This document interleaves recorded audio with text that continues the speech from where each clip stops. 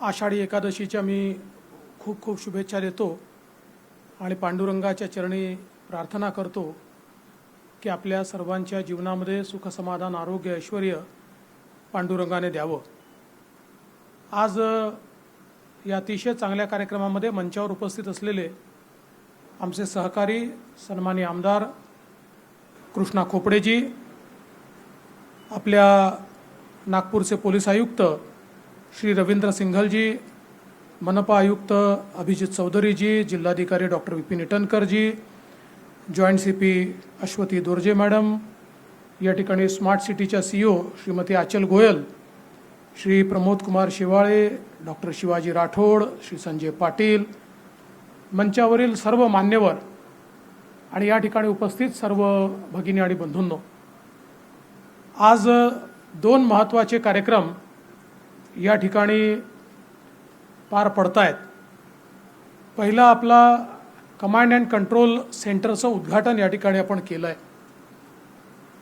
आपल्याला कल्पना आहे की अलीकडच्या काळामध्ये तंत्रज्ञान खूप पुढे गेलं आहे आणि आता पोलिसिंगमध्ये देखील आपण मोठ्या प्रमाणात तंत्रज्ञानाचा उपयोग सुरू केला आहे। मी ज्यावेळी मुख्यमंत्री होतो त्यावेळी मुंबई, पुणे, नागपूरसारखी जी महत्त्वाची शहरं आहेत, या शहरांमध्ये मोठ्या प्रमाणात CCTVचे प्रोजेक्ट्स आपण राबवले आणि त्याचं इंटिग्रेशन करून कमांड अँड कंट्रोल सिस्टीम अतिशय आधुनिक अशा प्रकारची आपण सुरू केली। त्यावेळी महानगरपालिकेमध्ये ही कमांड अँड कंट्रोल सिस्टीम आपण सुरू केली होती, पण पोलिसांकरता स्वतंत्रपणे ती अतिशय आधुनिक पद्धतीतून त्याचं इंटिग्रेशन करणं गरजेचं होतं आणि स्मार्ट सिटी प्रकल्पातून आज आपण या ठिकाणी ते कमांड अँड कंट्रोल सेंटर हे उघडलेलं आहे। खरं म्हणजे आपल्याला याची कल्पना आहे की अलीकडच्या काळामध्ये जे गुन्हेगार आहेत तेही वेगवेगळ्या प्रकारच्या तंत्रज्ञानाचा उपयोग करतात आणि शेवटी गुन्ह्यामध्ये तात्काळ जर आपण गुन्हेगाराला पकडलं नाही तर लोकांचा जो मुद्देमाल असतो तो मिळणं अनेक वेळा कठीण जातं, अनेकदा त्याची विल्हेवाट लागते आणि मग अशा परिस्थितीमध्ये हे जे कमांड अँड कंट्रोल सेंटर या ठिकाणी सुरू केलं आहे, मी असं म्हणू शकतो की देशातलं एक आधुनिकतम अशा प्रकारचं कमांड अँड कंट्रोल सेंटर या ठिकाणी आपण केलेलं आहे, ज्याच्यामध्ये 3600 कॅमेऱ्यांचं इंटिग्रेशन केलं आणि 2200 इतर जे वेगवेगळ्या आस्थापनांचे कॅमेरेज आहेत, विभागांचे कॅमेरे आहेत, त्याचंही इंटिग्रेशन या ठिकाणी केलेलं आहे। आपण असं म्हणतो हिंदी पिक्चरमध्ये की कानून का हात लंबा होता है, इथे कानून की आँख लंबी झाली आहे आणि आता कोणीही कानूनच्या म्हणजे पोलिसांच्या नजरेतनं सुटू शकणार नाहीत अशा प्रकारची व्यवस्था या नागपूर शहरामध्ये जवळजवळ हे 5800 कॅमेरे याचं इंटिग्रेशन एकत्रितपणे झाल्यामुळे आपण करू शकलो आहे। याच्यामध्ये फेशियल रिकग्निशन आहे, बिग डेटा ॲनालिटिक्स आहे आणि यासोबत आत्तापर्यंत आपण ChatGPT ऐकत होतो। आर्टिफिशियल इंटेलिजन्समध्ये ChatGPTचं मॉडेल असं आहे की त्याला काही विचारलं तर जगभरातली माहिती इंटिग्रेट करून त्या ठिकाणी आपल्याला उत्तर मिळतं। आता या ठिकाणी क्राईम GPT सुरू झालेला आहे, त्यामुळे क्राईम आणि क्रिमिनलबद्दल कुठलीही माहिती विचारली तर ती माहिती त्याबद्दलच्या सगळ्या गोष्टी, सगळे रेकॉर्ड इंटिग्रेट होऊन काही सेकंदातच त्या संदर्भातली सगळी माहिती आपल्याला मिळेल। म्हणजे एक प्रकारे पोलिसांच्या या सगळ्या व्यवस्थेमध्ये आता आर्टिफिशियल इंटेलिजन्सचा देखील आपण या ठिकाणी उपयोग सुरू केला आहे आणि जे ॲप सुरू केलेलं आहे त्याचं नाव आहे सिम्बा ॲप। आपल्याला माहिती आहे सिम्बा हा फार फेमस झालेला चित्रपट होता, पण या सिम्बाचा अर्थ आहे system integrated for monitoring and big data analytics. अशा प्रकारचा सिम्बा ॲप आहे की ज्याच्यामध्ये आपल्याला सगळ्या प्रकारचं फेशियल रिकग्निशन देखील करता येणार आहे आणि या ठिकाणी एखादा व्यक्ती हरवलेला असेल, पळालेला असेल, क्रिमिनल असेल, कुठल्याही प्रकारच्या व्यक्तीला शोधायचं असेल कुठल्या तरी कॅमेऱ्यात तो येईलच, कारण एवढे 5-5.5 हजार कॅमेरे आहेत। शहरात फिरताना कुठल्या तरी कॅमेऱ्यात येईलच आणि तो कुठल्याही कॅमेऱ्यात आला तरी देखील आता आपल्याला तो त्या ठिकाणी पकडता येणार आहे, सापडणार आहे, त्याच्या मुवमेंट्स ट्रॅक करता येणार आहेत आणि मग त्या माध्यमातनं त्याचा उपयोग करून आपण हरवलेला, पळालेला किंवा क्रिमिनल अशा कुठल्याही व्यक्तीला तात्काळ त्या ठिकाणी पोलीस पकडू शकतील किंवा योग्य ठिकाणी पोचवू शकतील अशा प्रकारची ही पद्धती आहे. आणि आता आपण एक अजून मार्वल अशा प्रकारचं एक संस्था चालू केलेली आहे की ज्या संस्थेमध्ये कंप्लीट आर्टिफिशियल इंटेलिजन्स बेस्ड अशा प्रकारचे प्रोजेक्ट्स आपण तयार करतो आहोत. नागपूरच्या IIM सोबत हा प्रोजेक्ट आपण सुरू केलेला आहे, ज्यामध्ये वेगवेगळ्या प्रकारचे आर्टिफिशियल इंटेलिजन्स बेस्ड मॉड्यूल आपण तयार करणार आहोत.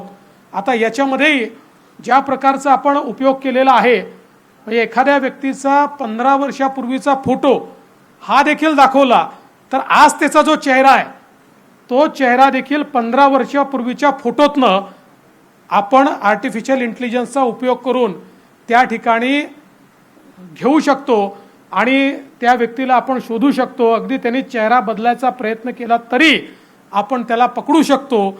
अशा प्रकारचं अतिशय आधुनिक अशा प्रकारची व्यवस्था आपण या ठिकाणी केलेली आहे.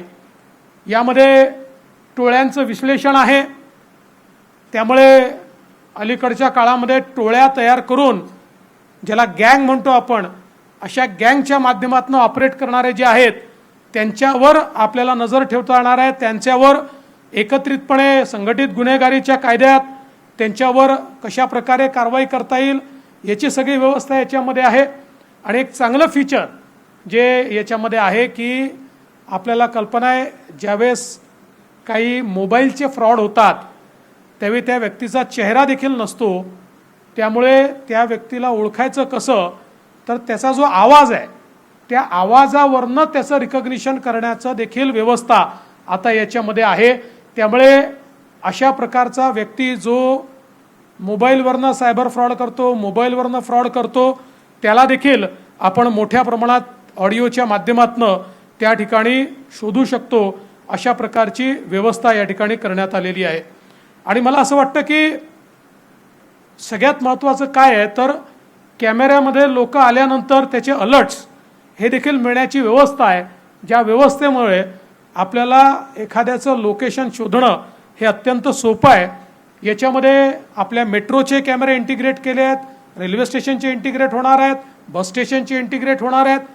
त्यामुळे कोणी कुठेही असलं तरी देखील त्याच्यावर त्याला पकडण्याकरता किंवा त्याला शोधण्याकरता पोलिसांना अत्यंत महत्त्वाचा फायदा होणार आहे. जसं मी सांगितलं, खाजगी कॅमेऱ्याचं फीड देखील याच्यामध्ये इंटिग्रेट होत आहे आणि त्याच्यामुळे कुठल्याही प्रकारची चोरी झाली, काही झालं तरी त्या संदर्भात आपल्याला खाजगी CCTVतलं जे त्या ठिकाणी फीड आहे ते फीड देखील याच्या माध्यमातून इंटिग्रेट करून त्यातनंही आरोपी शोधता येणार आहेत. हे सगळं करत असताना वेगवेगळ्या पद्धतीनं आपल्याकडे कायदा आणि सुव्यवस्था जी आहे ती राखण्याकरता मग गणेशोत्सवाचं कधी प्रोसेशन असतं, वेगवेगळ्या प्रकारे आपल्याकडे दीक्षाभूमीवर मोठा उत्सव होतो, आपल्याकडे ताजबागचा मोठा उत्सव होतो, आपल्याकडे जेव्हा विधानसभा असते त्यावेळी मोर्चांचा रेकॉर्ड आपण तयार करतो, इतके मोर्चे येतात. या सगळ्यावर योग्य नजर ठेवता आली पाहिजे म्हणून आता ड्रोन कॅमेरे देखील इथल्या कमांड अँड कंट्रोल सिस्टीमशी इंटिग्रेट केलेले आहेत.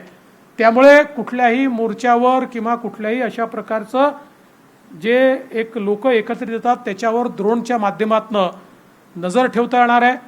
तिथे सगळं व्यवस्थित आहे की नाही, कोणी गडबड तर करत नाही आहे, कोणी शिरलं तर नाही आहे, आणि एखाद्याने गडबड केली तर नेमकी कोणी केली हे देखील आपल्याला त्यातून समजणार आहे. त्यामुळे मला असं वाटतं की कायदा आणि सुव्यवस्थेच्या संदर्भात देखील आज मला असं वाटतं यातनं अतिशय चांगल्या प्रकारे कायदा आणि सुव्यवस्था हा आपल्याला ही राखता येणार आहे. हे सगळं आपण केलेलं आहे याचं कारण शेवटी आपल्याला आधुनिकतेकडे जायचं आहे.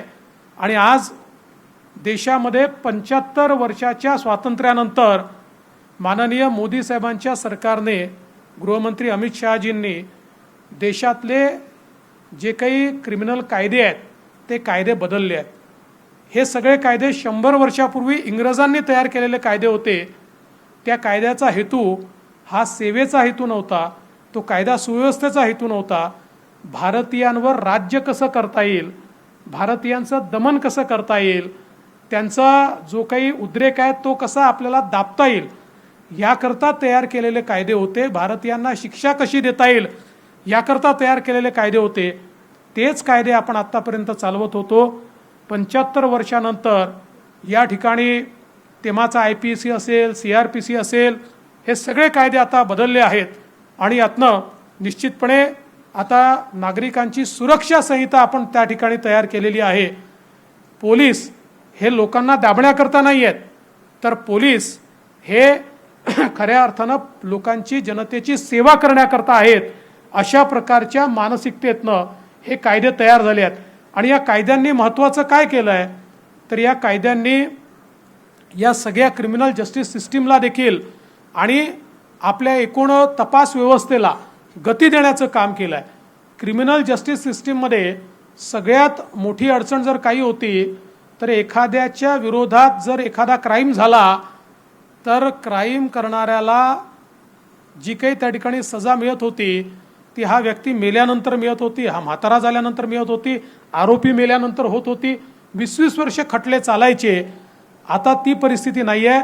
याच्यामध्ये अत्यंत वेगाने खटले चालतील आणि पोलिसांनाही आपल्याला माहिती आहे की पूर्वीच्या काळामध्ये मोठ्या प्रमाणात जे त्या ठिकाणी गवाह असायचे ते विटनेस होस्टाईल व्हायचे. आता सगळ्यात जास्त भर हा या ठिकाणी जे काही फॉरेन्सिक एव्हिडन्स आहे, जो डिजिटल एव्हिडन्स आहे, जो टेक्निकल एव्हिडन्स आहे, अशा सगळ्या एव्हिडन्सवर, म्हणजे जो एव्हिडन्स होस्टाईल होऊ शकत नाही अशा एव्हिडन्सवर आधारित आता आपण आपली सिस्टीम उभी केलेली आहे. त्यामुळे एखाद्या व्यक्तीला न्याय मिळण्याकरता त्या ठिकाणी फार काळ वाट पाहावी लागणार नाही. आणि यासोबत आपण आता त्याचा पहिला प्रयोग हा नवी मुंबई आणि नागपूरमध्ये सुरू केलेला आहे की ज्याच्यामध्ये पूर्वीच्या काळामध्ये जो काही त्या ठिकाणी पुरावा असायचा, त्या पुराव्याचं टॅम्परिंग करणं हे सोपं असायचं. आता पुराव्याचं टॅम्परिंग करता येणार नाही. अशा प्रकारचं जवळपास ज्या प्रकारची ब्लॉकचेन असते त्या प्रकारच्या पद्धतीनं पुराव्यांचं मॅनेजमेंट करायचं आणि तशा प्रकारचे पुरावे तयार करायचे, अशा प्रकारची सिस्टीम आपण सुरू केलेली आहे. त्यामुळे मला विश्वास आहे की येत्या काळामध्ये आपल्याला गुन्हेगारांवर वचक ठेवता येईल. गुन्ह्यांचं त्या ठिकाणी जे गुन्हे शोधण्याचं काम आहे ते निष्पन्न करण्याचं काम तर वेगात होईलच, पण निष्पन्न झाल्यानंतर कोर्टाची पद्धती सगळी करून त्यामध्ये जनतेला देखील तात्काळ न्याय मिळेल. आणि हे सगळं करत असताना नवीन कायद्याने मुद्देमाल कुठला ठेवायचा, किती दिवस ठेवायचा, याच्याही संदर्भातले अतिशय चांगले नियम तयार केले आहेत. पूर्वीच्या काळामध्ये आमच्या कुठल्याही पोलीस स्टेशनला जाऊन बघितलं, 10-10, 12-12 वर्षापूर्वीचा मुद्देमाल पडलाय, मुद्देमाल ठेवायला जागा नाही आहे, अनेक ठिकाणी मुद्देमाल आहे की नाही हेही माहिती नाही आहे, त्या ठिकाणी ते गंजलेल्या गाड्या आपल्याला पाहायला मिळतात. आता हे सगळं संपलेलं आहे. आता या सगळ्या गोष्टी एका विविक्षित वेळेमध्ये पूर्ण करून ज्या व्यक्तीचा माल सापडला त्या व्यक्तीकडे तो माल हा तात्काळ परत जाईल, अशा प्रकारची एक चांगली व्यवस्था ही आपण उभी केलेली आहे. आणि म्हणून मला अतिशय आनंद आहे की आज या ठिकाणी मुद्देमाल वाटण्याचा कार्यक्रम आपण केला आणि निश्चितपणे त्यावेळी प्रत्येकाच्या चेहऱ्यावरचं जे समाधान होतं, मला असं वाटतं की पोलिसांच्या सेवेमध्ये सगळ्यात मोठं समाधान हेच समाधान आहे की कोणाला तरी आपण न्याय देऊ शकलो. आणि म्हणून मी नागपूर पोलिसांचं मनापासून अभिनंदन करतो की तुम्ही हा अतिशय चांगला कार्यक्रम या ठिकाणी घेतला. मगाशी ते जैन नावाचे गृहस्थ आले होते, ते म्हणाले माका सोना मुझे वापिस मिला. आईचं सोनं परत मिळाल्याचं जी भावना आहे ती अत्यंत महत्त्वाची आहे. आज सायबर फ्रॉडमध्ये 17-17, 19-19, 20-20 लाख रुपये लोकांचे त्या ठिकाणी त्यांना परत मिळालेले आहेत. पण हे सगळं होत असताना पोलिसांची मला असं वाटतं की त्या ठिकाणी जबाबदारी वाढली आहे. कारण मला आता CP सांगत होते की एकेका दिवशी 40-40 लाख रुपयाचे सायबर फ्रॉड होत आहेत रोज. काल 38 लाखाचा झाला, आज 45 लाखाचा. आपण शोधतोय, पकडतोय, आणतोय, पण हे करून चालणार नाही. तर नागरिकांना देखील त्या ठिकाणी थोडं सजग व्हावं लागेल.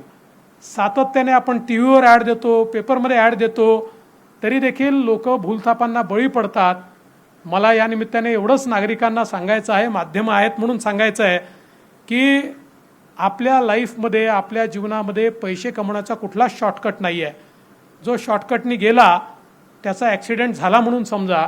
त्यामुळे अशा प्रकारे कोणी सांगितलं जास्त पैसे मिळणार, दुप्पट पैसे मिळणार, पटकन पैसे मिळणार, तुम्हाला 20% नफा मिळणार, 25% नफा मिळणार, उलटा विचार करून सुरू करा की हा फ्रॉड आहे असा विचार करा आणि मग पहिल्यांदा त्या ठिकाणी त्याची सगळी चौकशी केल्यानंतर आपली गुंतवणूक करा.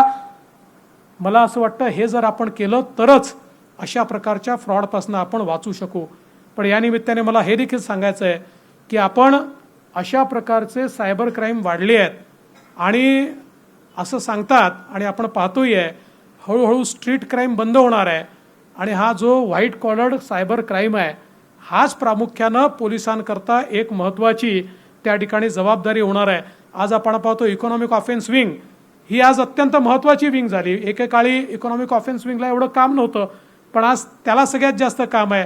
सायबर पोलीस स्टेशनला सर्वात जास्त काम आहे.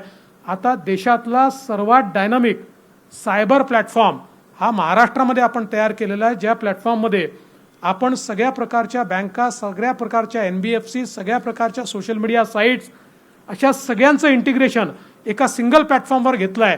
कारण जसं मग अशी सांगितलं आपल्या एका वक्त्यांनी की 2 तासामध्ये सायबर क्राईमनी ते अकाउंट सील केले म्हणून त्यांचे पैसे परत मिळाले. अलीकडच्या काळामध्ये हे पैसे गेल्याबरोबर ते वेगवेगळ्या शहरातल्या बँकांमधनं ट्रान्सफर होत परदेशातल्या बँकेत चालले जातात आणि मग ते पैसे कधीच मिळत नाहीत. आणि म्हणून अशा प्रकारच्या क्राईमला तात्काळ थांबवण्याकरता हा देशातला सगळ्यात चांगला प्लॅटफॉर्म हा आता आपण महाराष्ट्रामध्ये तयार केलेला आहे. लवकरच त्याची सुरुवात होणार आहे आणि तो झाल्यानंतर मला असं वाटतं की असे क्राईम देखील रोखण्यामध्ये महाराष्ट्र हा सगळ्यात पुढे असेल. एकूणच पोलिसांमध्ये, पोलिसिंगमध्ये आधुनिकता आणण्याकरता महाराष्ट्र सरकारने जे काही प्रयत्न केले आहेत त्यामुळे मला विश्वास आहे की सामान्य नागरिकाला त्या ठिकाणी चांगलं जीवन जगता यावं, गुन्हेविरहित जीवन जगता यावं. त्याच्या जीवनामध्ये एखादा इन्सिडन्स झाला तर त्याच्या मनामध्ये निश्चितपणे हा आत्मविश्वास असावा की मी पोलिसांकडे गेलो तर मला त्या ठिकाणी न्याय मिळेल आणि अशा प्रकारचा न्याय देण्याचा प्रयत्न हा आपण या ठिकाणी करतोय. आज ज्यांचा मुद्देमाल परत मिळालेला आहे त्या सगळ्यांचं मी मनापासून अभिनंदन करतो आणि यापुढे देखील ज्यांच्यासोबत अशा प्रकार घडला आहे त्यांचाही मुद्देमाल लवकर परत मिळेल.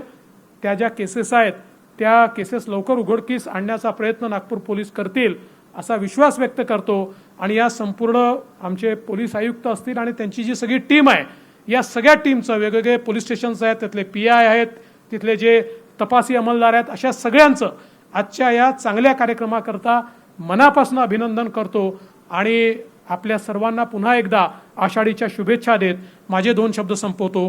धन्यवाद. जय हिंद. ABP माझा, उघडा डोळे बघा नीट.